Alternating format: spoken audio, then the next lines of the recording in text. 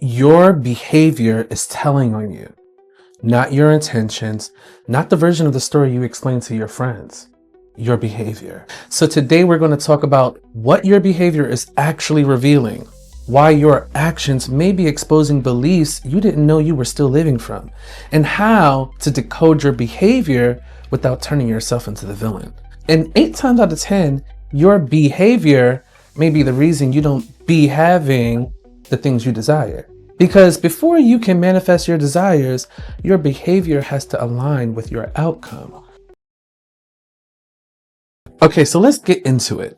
What is behavior? And where did you learn how to understand your own behavior? Who taught you how to look at what you do without immediately defending it, justifying it, or shaming yourself for it? If your answer is no one, then you're in the right place. Hi, I'm No One. I'm a life coach who teaches emotional intelligence through self-awareness, behavior patterns, and intentional choice. And why that matters is simple. If you cannot decode your behavior, you will keep repeating things you already know is costing you. So, in the last pillar, we talked about translating emotions. Because first, you have to know what you feel. But after you know what you feel, you have to ask the next question. What do I do when I feel it? This is where behavior comes in, because emotion gives you the signal, but behavior shows the agreement. So today we're stepping into the second pillar of Know Thyself method, the behavior decoder. And by the end of this video, I want you to be able to look at your behavior and ask, what is this revealing? What is this projecting? What is repeating? And what does this version of me keep agreeing to? Let's get into it. Okay, so what is behavior really?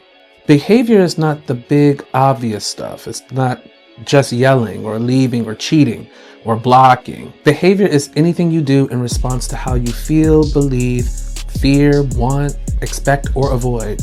Behavior is basically repeated habitual responses to your world, and it's usually how your inner world becomes visible. That means behavior includes what you say, what you do not say, what you tolerate, what you tend to avoid, what you chase, what you perform, pretend, what you pretend not to care about. And that's where behavior matters, because behavior gives your inner world a body for everyone else to see. Your beliefs become your behavior. Your fears become your behavior. Even confusion becomes your behavior. Now, here is where this gets interesting. Psychologist Daryl Bem's self-perception theory says people often understand their own attitudes, their emotions, and their internal states by observing their own behavior, especially when the internal cues are unclear. That means curiosity is a little key here. In other words, sometimes you learn what you believe by watching what you keep doing. And I want you to sit with that, because you may think you know what you believe because of what you say, but your behavior may be giving a different testimony. Your mouth says, I deserve better, but your behavior keeps negotiating with less. Your mouth says, I want consistency, but your behavior keeps rewarding inconsistency with more access to you. So the question becomes, do I believe what I say, or do I believe what I keep practicing? No one said that, but your behavior will. I want to be very clear. Your behavior is not your entire identity. One bad choice does not mean you're a bad person. One reaction does not mean you're broken. One mistake does not mean you're doomed, but repeated behavior is evidence. Behaviors change only when someone is aligned to the change. Forcing someone to change their behavior or waiting for someone to change their behavior might be pointless if they're not aligned, because they will perform and the show does not go on. The real you will always reveal itself in some type of way. And if you are serious about knowing yourself, you have to learn how to read the evidence without immediately becoming defensive. Because a lot of people say they want self-awareness, but what they really want is self-awareness that doesn't cost them accountability. They want the language, they want the quotes, they want the healing aesthetic, they want the I'm in my soft era caption, but they don't want the mirror. And the behavior decoder is the mirror. This is where we stop asking, why did they do that to me? Also ask, why do I keep making myself available for the same results? And it's not because it's your fault, but because it's your pattern to understand. Behavior Decoder is not about blaming yourself for what other people did. It's about recognizing where your behavior kept practicing something you said you no longer wanted. Now, this is heavy, but it is freeing. Because when you can see your behavior clearly, you can stop making the same unconscious agreements, repeated reactions in a cycle. Now, let's talk about the 3 ways your behavior tells on you. Number 1, your behavior reveals what you believe you deserve. Now, this is one of the hardest things to swallow because most people don't want to admit that their behavior may be aligned with the lower standards than their words. You may say, I deserve respect, but if someone repeatedly disrespects you and your behavior keeps giving them the same access, the behavior is telling a deeper story. It may be saying, I know I deserve respect, but I'm afraid of what I will lose if I require it. That's different. You may say, I want love, but if your behavior keeps chasing people who are inconsistent, emotionally unavailable, or only present when it benefits them, then your behavior might be saying, I want love, but part of me still believes love has to be earned through proving. That's not attacking yourself. That's decoding yourself. Because once you decode it, you can change it. Now, number 2, your behavior reveals what you're trying to avoid. And avoidance is loud. Even when it looks quiet. Avoiding the conversation, apology, the grief, avoiding the part where you admit you already know. And avoidance usually has a reward. This is why people keep doing it. Avoidance gives you temporary relief. You don't have to feel the fear right now. You don't have to risk the rejection right now. You don't have to face disappointment right now. But delayed discomfort does not mean deleted discomfort. It usually comes back with interest, stronger. So if your behavior keeps avoiding something, ask yourself, what am I protecting myself from feeling? Not what am I avoiding doing, but what am I avoiding feeling? Because the avoided action is usually connected to the avoided emotion. You are not just avoiding the conversation. You may be avoiding feeling misunderstood. You're not just avoiding the decision. Maybe you're avoiding responsibility. You're not just avoiding the boundary. Maybe you're avoiding the guilt because they're so close. Why would you have a boundary with them? The visibility might be about avoiding judgment. Your avoidance is telling on you. So, number 3, your behavior reveals what you are still using, what still benefits you. Now, this one might step on your toe a little bit because some behaviors don't change because they are still serving you, even if they are hurting you. Over explaining may be hurting your peace, but it still may be serving your need to be understood. People pleasing may be hurting your self-respect, but it still may be serving your need to feel safe and approval. Controlling may be hurting your relationships, but it may still be serving your uncertainty. Rescuing people may be draining you, but it still might be serving your behavior to feel needed. Going back may be hurting your healing. Can you guess what it's serving? Your fear to be alone. That doesn't mean the behavior is or isn't good for you. That means the behavior has a function. And until you understand the function, you will keep trying to remove the behavior without replacing what it's doing for you. That's why people say, I know better, but I keep doing it. Because knowing better doesn't automatically remove the emotional reward. No one is coming to save you from a behavior you keep protecting. And I say that with love, bestie style. Okay, so how do we decode behavior without shame? Well, we use a mirror, not a weapon, a mirror. Because the goal is not what is wrong with me. The goal is, what is this showing me? That's the difference. Now, this is the part where I can hear from you in the comments below. Tell me, what is one thing you thought you believed about yourself, but your behavior started telling on you about? So maybe you thought you believed you deserved consistency, but your behavior kept making room for inconsistency. Maybe you thought you trusted yourself, but your behavior kept asking everybody else for permission. Maybe you thought you were over it, but your behavior kept checking, watching, waiting, leaving the door cracked.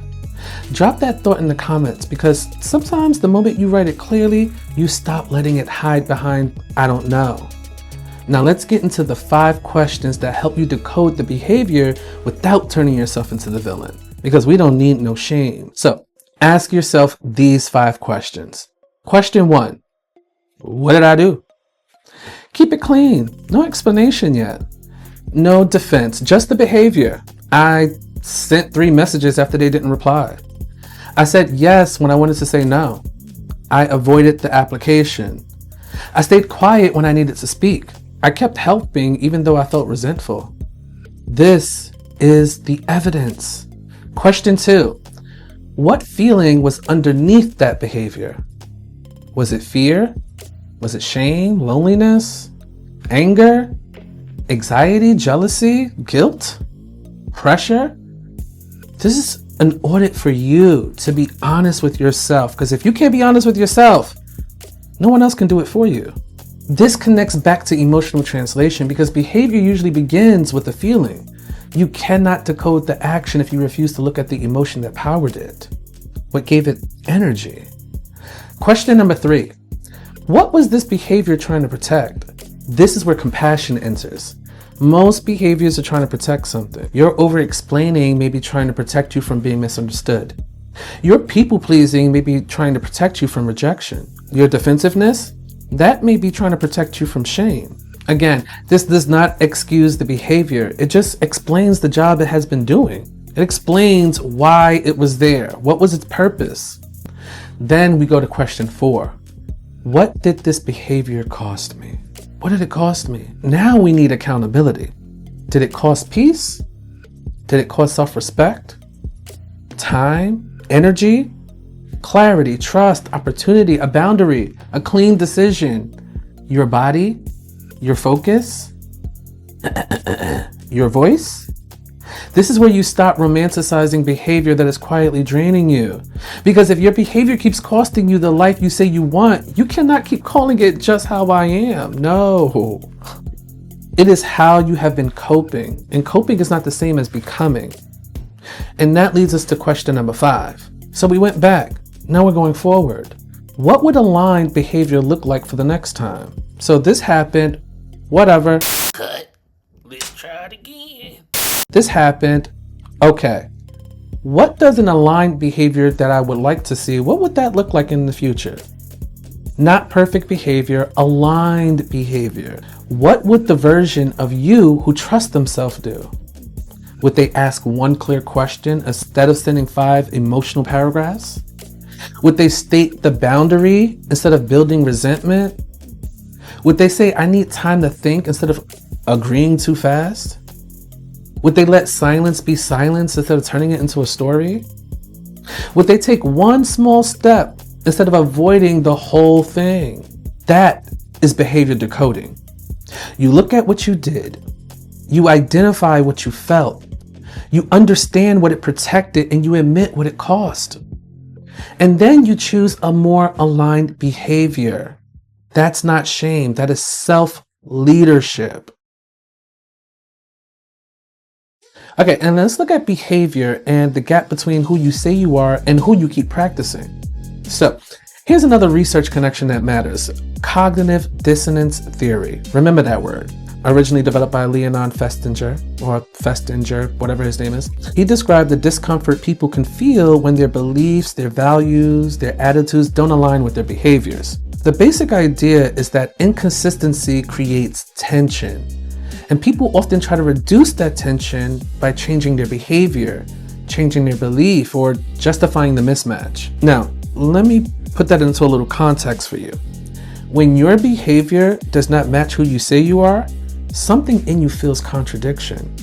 You say you value honesty, but you keep lying to avoid conflict. You say you value peace, but you keep feeding drama. You say you value growth, but you keep avoiding the work that will stretch you. You say you value yourself, but you keep treating your needs like an inconvenience. And when that contradiction gets uncomfortable, you have 2 choices. You can decode it or you can defend it. And defending it sounds like this. That is just who I am. That is just how I am. I had no choice. They made me do it. I only acted like that because I'm working on it. And sometimes you are working on it, but sometimes I'm working on it becomes the hiding place where behavior goes to avoid the evidence. No one said that, but we are saying it today. Because if your behavior keeps contradicting your stated values, the work is not to shame yourself. The work is to close the gap, not with an affirmation, not with a quote, but with a choice, a repeated choice.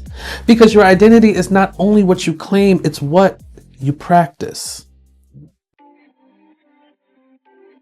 Now, this is why Behavior Decoder is the second step in the Know Thyself method. Step 1 is to translate the emotions. You ask, what am I feeling? What is this emotion trying to tell me? Step 2 is decode the behavior. And this is where you ask, what do I do when I'm feeling this? What is my behavior revealing? But then step 3 is pattern recognition. Because if the same emotion keeps producing the same behavior and the same result, that is not just a moment, that's a pattern. If loneliness keeps producing chasing, if anger keeps producing explosion, if guilt keeps producing people pleasing, that's a loop. And once you recognize the loop, step 4 is intentional manifestation. Because now you have to ask, what outcome is this loop creating? And is this the outcome I actually want? Is this the actual outcome I desire? Because you're always building something, even when you're not building it on purpose. Repeated behavior creates repeated outcomes. So if you keep saying you want peace, but your behavior keeps choosing chaos, then chaos is not just happening to you, it's being practiced somewhere. If you keep saying you want confidence, but your behavior keeps asking everyone else for permission, then self-doubt is being practiced somewhere. If you keep saying you want love, but your behavior keeps accepting inconsistency, then proving is being practiced somewhere. And I know that's uncomfortable, but this is how we get free, not by pretending, but by decoding. Translate the emotion, decode the behavior, recognize the pattern so you can create your intended outcome. That is what it means to know thyself. So here is your practice after this video. Pick one behavior you keep repeating. Not the one that makes you look good. The one you keep explaining, the one you keep defending. The one you keep saying you're done with, but somehow keeps showing back up. And ask yourself, what did I do? What feeling was underneath it? What was this feeling trying to protect? And what is it costing me? What would aligned behavior to my desired outcome look like for the next time? That's a mirror. That's the work. And that is how you stop letting your behavior tell a story you didn't consciously choose. Because your behavior is telling on you, but that doesn't have to be bad news. It could be the evidence that finally helped you change. If you learned one thing today, like and share this video with someone who needs the mirror, but not the shame. And if you learned 2 things, subscribe.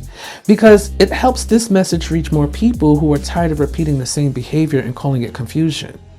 And it helps us build a space where emotional intelligence become a real life clarity, real life accountability, and real life change.